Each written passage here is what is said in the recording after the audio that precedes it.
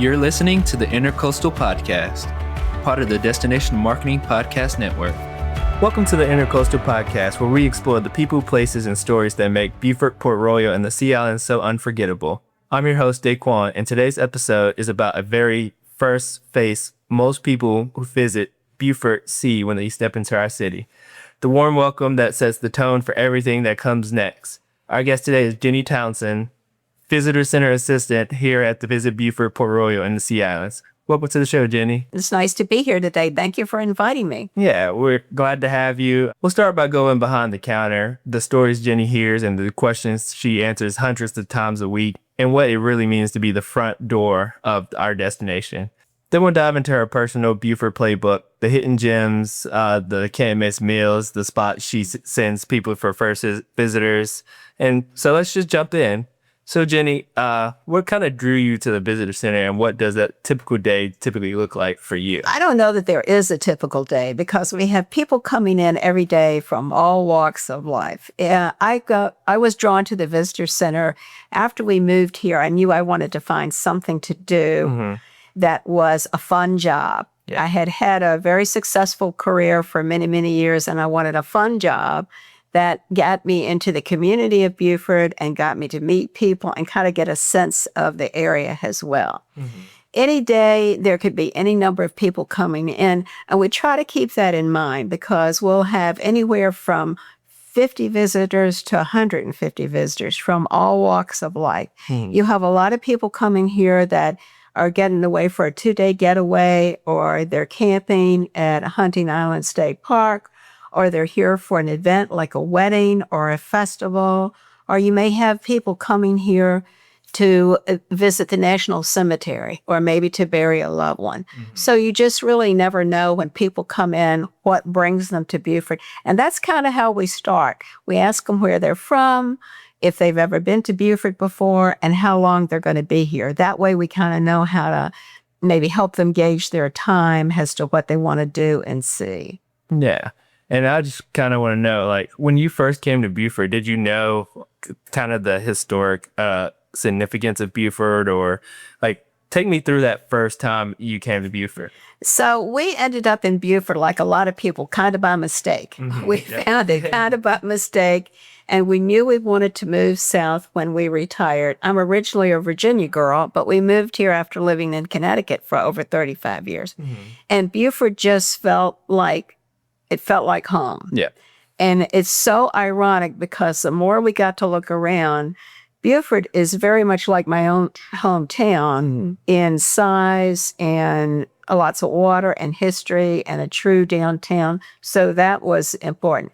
But I don't think we've been here almost 8 years, and I still don't know everything about Beaufort that there is to know.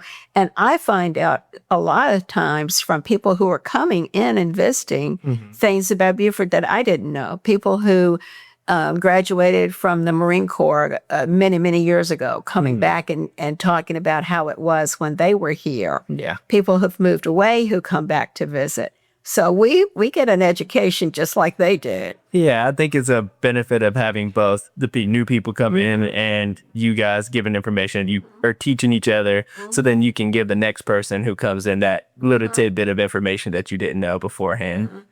But people come to the front desk from all over the world. What's the most memorable interaction you've had, a visitor, a story, or a moment that stuck out with you? There's several moments that stuck out. What always makes us smile is people come in and you know already before the conversation starts, and it's usually a husband and wife, and they come in and they'll come to the counter and they'll go, okay, is it pronounced Beaufort or is it pronounced Beaufort? Yeah. And you can tell they've had that conversation in the car, and no one's willing to admit that maybe they're wrong. And then I try to explain that once you cross that South Carolina line, it's beautiful Beaufort from then on. Yeah. And whoever was correct in their answer is not nearly as gracious as they could be to the other person. So that we see a lot. I think the funniest thing that I can remember, I had someone who came in, one of the visitors, this has been some time ago, and they were as sincere as they possibly could. and they saw my name tag and they wanted to know if I had changed my name to Jenny, like in Forrest Gump, so I could work at the Visitor Center. And I said, as much as I love working at the Visitor Center, I didn't go quite that far. Yeah. So we've had, we have a lot of interesting stories. Some of the most interesting things that have occurred has been the success of the boot trail. Yeah. And when I have to tell you, when that first came, I kind of thought, all right, I don't know how this is going to go. But we had a ton of people who have done the boot trail who absolutely loved it. And I recently had 2 mechanics that were staying in the area on some big job. And they had, they didn't have a lot of free time and they had done a lot of the different things. And they decided they were going to do the boot trail. Yeah. So they did. They came in, they had taken all the pictures, and of course they got a fabulous prize for that. Yeah. I was going to say, the boot trails have been great. And not even just the trails. Some people who just see the booths, take the picture while they're walking past or going to the visitor center. We see it outside our office all the time. A bunch of kids love to stop by. We're often called upon to take those pictures. Yeah. At a booth, and it's amazing. You can fit a lot of people in those booths when you try. I was going to say, yeah, it is surprising. But it definitely incorporates Beaufort and what we're about, and especially for visitors who don't know much about Beaufort. And I think that has been a good thing, because people come here and if they've only got a short period of time, their focus is pretty much on downtown Beaufort. And it's sad because they don't get to experience all of Beaufort. Port Royal and St. Helena and Huntington Island State Park and the Cypress Wetlands and all of the things that make up Beaufort that you can't do in a day. Yeah. And that's kind of reason why we get them to try to come back. A lot of times people come and then they're just like, oh, I didn't. Or I'll meet them later and like, yeah, you didn't get to do this. And they're like, oh, I hear that all the time. A lot of times people will come in and they will say, we had no idea how much there was to do in Beaufort, and we wish we had more time. And we wish they had more time too, because there's, just in the Visitor Center alone, which the Visitor Center is not just for visitors. And I hope people know that, because there's a ton of information in the Visitor Center that people who live here like to get to. There's all sorts of newspapers and magazines. We have an ongoing running calendar of events coming up. We have a fabulous gift shop that everything in there is tax-free, and most of the things are locally made. So we have a lot to offer people who are coming to visit, but also who live here too. And we have a lot of people who come in who are thinking about relocating here. So they want information and maps and, advice on where this is and that is. So we really kind of have a little bit of everything for everybody. Yeah, I agree. It touches the different aspects of Beaufort, whether it's visitors, locals, people who live here, like you said, looking to move here. It incorporates it all. What are the questions you heard over and over again? And then one question that you wish visitors would ask? We hear all the time, what's your favorite place to eat? What's your favorite place to eat is a big question. What can we do? We're only here for a couple of hours. What can we do? Which is great, because we have information if you're only here for a few hours or if you're just here for one day. And I wish people would ask more, what are the things that people don't normally go see when they're here? Because there's a lot of things that people don't know about, like the Kazoo Museum they don't know about. They don't know about maybe going out to Fort Fremont or the wonderful farmers market we have on Saturday morning. So they have a lot of what's going on here. And I wish they'd look at the events calendar and take a Beaufort to be such a small town has something going on almost all the time. It's the most, I tell people all the time, it's the most festival and parade place you could ever imagine living. If there's any event at all, it's going to be a festival or a parade. There's going to be food. There's going to be music, and it's going to happen rain or shine. I agree. And now that we're talking, I kind of realize I'm basically like a visitor center on the road when I do go to meet with these groups, and I'm telling them the exact same thing you're telling locals and you're telling people who come to the area when they're first getting to the area. It's that, hey, Beaufort has so much to do, and this is what you're missing out if you don't come to Beaufort, because there's so many people who do go to Savannah or they go to Charleston, but they skip right over. Well, and we also have people who come to Beaufort who didn't know they came to Beaufort. Yeah. We have people who show up at the visitor center every once in a while, and they'll come in and they'll go, we can't find such and such hotel.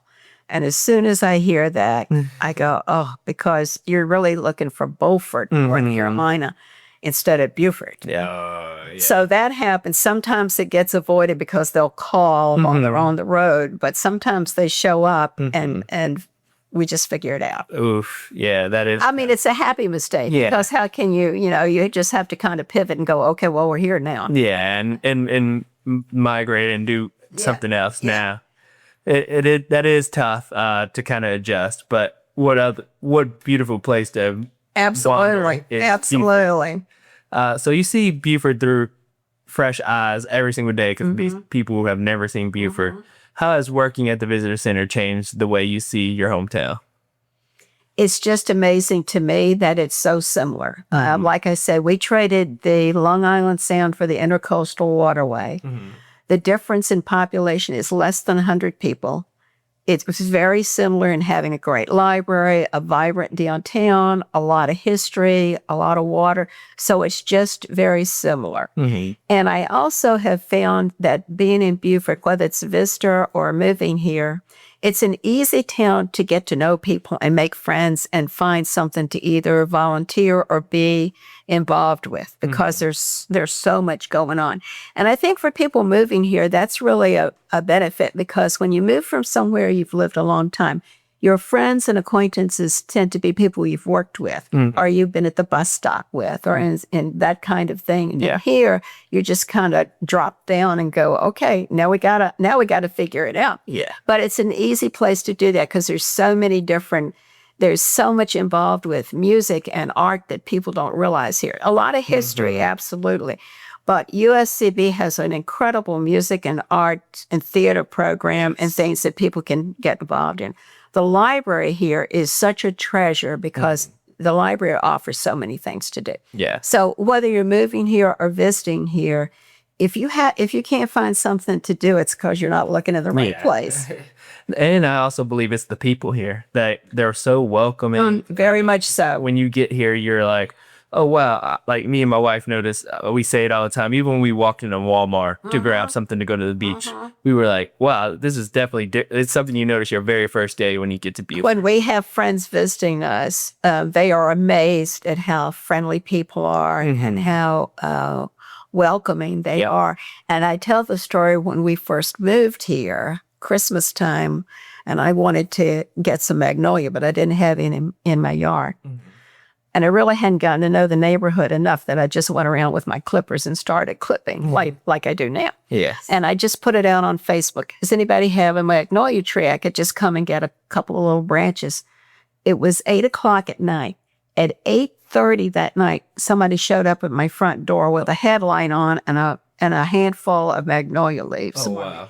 Now, where are you going to find that other than Beaufort? Yeah, you cannot find that. That's like we've had so many episodes, and one of the reiterating themes is the people of Beaufort is always welcoming. Of course, the landscape is beautiful, but the inner person in Beaufort is also as beautiful. People come into the visitor center all the time from all over. And that's one of the comments. I cannot believe how friendly and nice people are here and how willing they are to help you. Whether it's you need an extra quarter for the parking meter or you need directions on how to do something or take a picture or whatever. But people and I always find people are just about as friendly as you expect that they're going to be. And certainly Beaufort lives up to that. Yeah. We take Southern hospitality the extra mile. For someone who's never set foot in the Low Country, what do you want them to walk out of the visitor center feeling?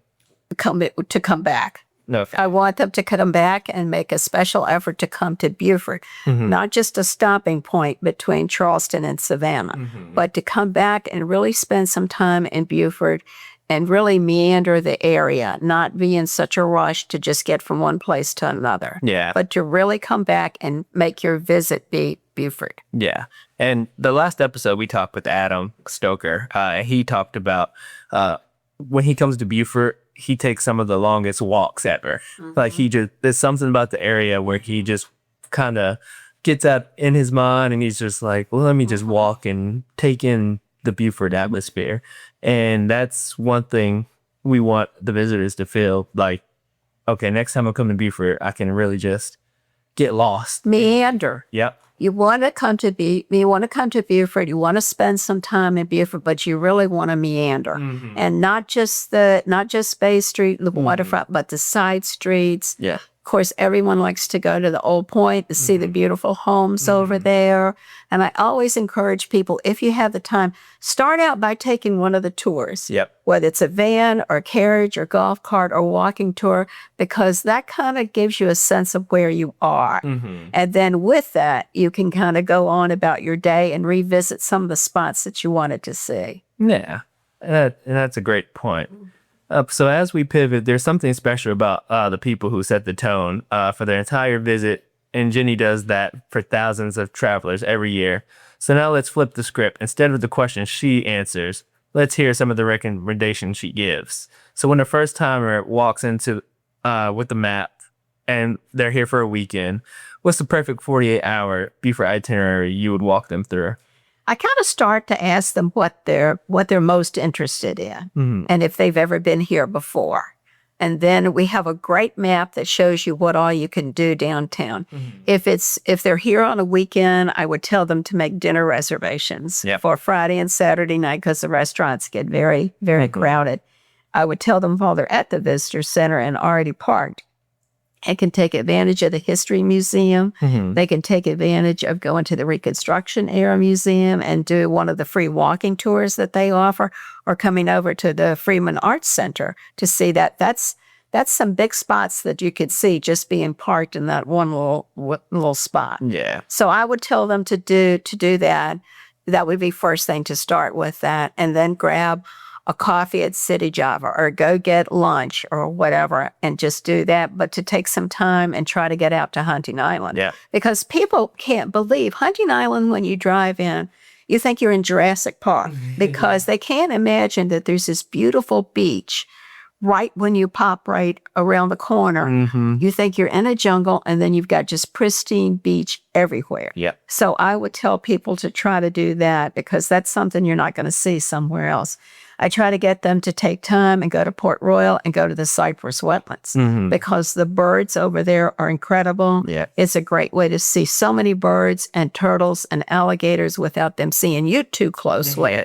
And take advantage of the boardwalk and grab some lunch over there. Get a bike. Take a bike ride through the area. So there's just a lot. Yeah, there is a lot. And now that you're listing it, even with me living here, I kind of get lost in the everyday. Even yesterday, I went to the Broad River Bridge and just I grabbed a chair, fishing rod, and just kind of sat out there. I didn't catch anything, but it was nice to just sit out there on a nice evening as the sun set and on a Sunday evening and just relax. And it's the small things like that you overlook, or even going to the cypress wetlands or going out to Hunting Island. It's so much here in so many different aspects of Beaufort that you can incorporate in every day. There's a lot of fishing that goes on. I'm not sure how much catching goes on, but there's a lot of fishing, which is pretty enjoyable. Yes.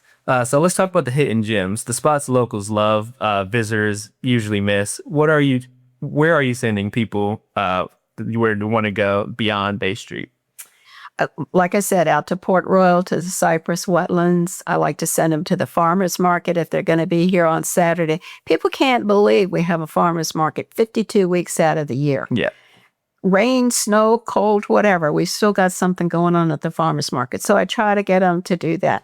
I try to get them to go to some of the local stores that are not necessarily downtown. Yeah. At Port Royal, for instance, people love to go to Graco. Yeah. I mean, who in the world loves to go to a hardware store? But people love to go to Graco. So I get them to go there.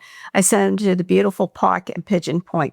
people come with kids, and there's so many playgrounds and parks that they don't realize, and you're always looking for something for the kids to do too. Yeah. So I try to get them to do that. People can't believe we still have a drive-in. Yep. We still have a drive-in that's showing recent things. Mm-hmm. So people like to kind of do that too. Yeah. We've just got too much. You can't do it all at one time. It is kind I've been here almost 8 years, and I still haven't done everything. Yes. Although I've given it a shot. Yes, it definitely helps having the visitor center and having everything in there. You can kind of just keep collecting, and every time you come back, there's always something new that you want to add to the list. So that's a great starting location. Food is always a big one. A lot of people always want to ask and know where to go eat or what's your favorite. So what is your go-to restaurant recommendation? Well, I typically tell people there's nowhere I would tell you not to go. Yeah, that's a great And that's certainly true, because there's so many great restaurants that are just within walking distance. I don't know anywhere that has as many good restaurants that you can park one place and have a selection of 15 different places to go. I love Old Bull, and I think everybody does. I love Thursday night $12 burger night at Wren. Yeah. That's a real hidden gem that people don't know about. I get my coffee at City Java every morning, so that's a hit. Plums and Hearth is always great. There's not an ice cream place that I don't like. So those are some of the downtown spots. Fish Camp is always good. Yes. Dockside is consistent. Morgan River Grill, if you want to drive out to Dawtaw, that's always delicious. And I've had people come in that have been here a few days, and they've eaten at all of the really, upscale restaurants per se. And they'll come to the counter at the Visitor Center, and they'll kind of sheepishly say, "We really are looking for a really good dive bar." And it just so happens I happen to have one. So I'll send them over to the filling station or something like that, which has great views and a delicious shrimp basket. I was going to say, not many dive bars have water views. Exactly. So you can't beat that here. No, you cannot. You can have it all. Yeah. So it's a great combination. I've gotten recommendations from all over. And then one of the first ones I received before moving here was Plums.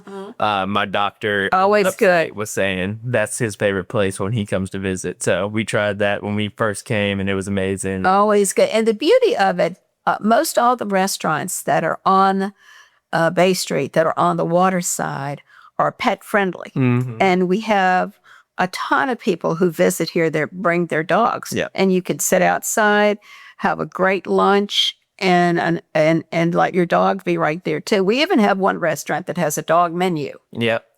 That's So how do you beat that? Yeah, it's definitely friendly for all down here in Beaufort.